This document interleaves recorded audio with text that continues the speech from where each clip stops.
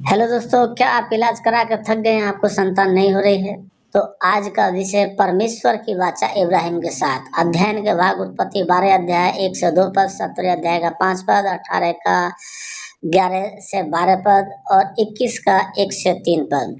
दोस्तों, इस अध्याय में हम परमेश्वर के वाचा जो परमेश्वर ने इब्राहिम के साथ बांधते हुए भी देखेंगे और हम जो है उसको पूरा होते हुए भी देखेंगे इस वीडियो में। तो हमारे साथ जुड़े रहिए इस वीडियो के अंत तक, नहीं तो आप कुछ समझ नहीं पाएंगे और आपको आशीष नहीं मिल पाएगा।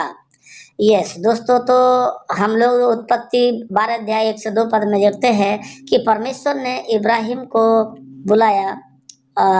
एक और दो अध्याय में बोला, 1 और 2 पद में बोला 12 अध्याय के कि तू अपने देश और अपने जन्मभूमि को छोड़कर उस देश को चला जा जो देश मैं तुझे दिखाता हूँ, और मैं तुझे आशीष दूंगा और तुझे वंश बढ़ाऊंगा और तू जातियों का मूल होगा। जो तुझे आशीष दे मैं उसे आशीष दूंगा, जो तुझे श्राप दे उसे मैं श्राप दूंगा।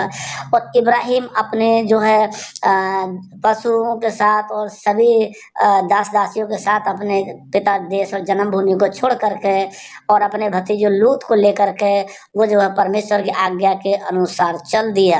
और मेरे प्रियो, तब 17 अध्याय 1 से 5 पद में कहता है परमेश्वर ने उसे दर्शन देकर जो है उससे बातचीत किया और उसको जो है क्या है आशीष दिया। और उसने कहा आज से तेरा नाम अब्राम नहीं होगा परंतु इब्राहिम होगा, क्योंकि तुझे मैंने जातियों का मूल पिता ठहरा दिया है। ये आज्ञा जब दी परमेश्वर ने, ये आशीष जब दी परमेश्वर ने, जैसे इस वीडियो में हम देख रहे हैं आशीष देते हुए, आशीष जब दी परमेश्वर ने, ये वाचा जब बांधी जब इब्राहिम निर्वंश था और वो भी जो है बहुत बुजुर्ग 99 वर्ष का था और उसकी पत्नी भी बहुत बुजुर्ग थी। और जो है तब परमेश्वर ने ये वाचा जो है बांधे।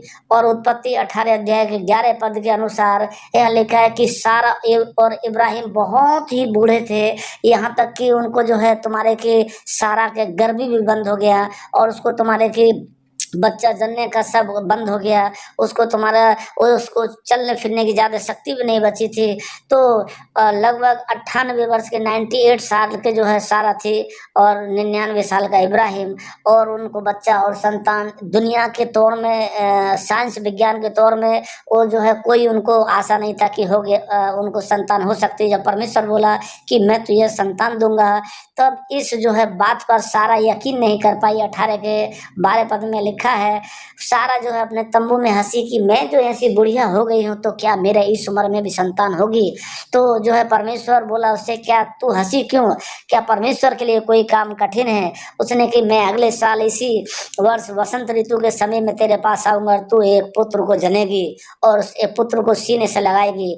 और जो है सारा इब्राहिम और सारा ने परमेश्वर की बात पे विश्वास किया और वो परमेश्वर के आज्ञाकारी बने रहे। परमेश्वर से प्रार्थना दुआ और उसके आदेश को मानते रहे, जो परमेश्वर बोलता था वही करते रहे मेरे प्रियो। और इस प्रकार से जब वो किए तो परमेश्वर ने जो है 21 अध्याय 1 से 5 पद में आप पढ़ेंगे कि परमेश्वर ने जो है इब्राहिम की सारा की शुद्धि ली। तो परमेश्वर ने जो है उसको एक संतान दी और सारा ने एक पुत्र को जन्म दिया और इब्राहिम ने अपने बेटे का नाम इसहाक रखा, जैसे इस पिक्चर में हम लोग देख रहे हैं।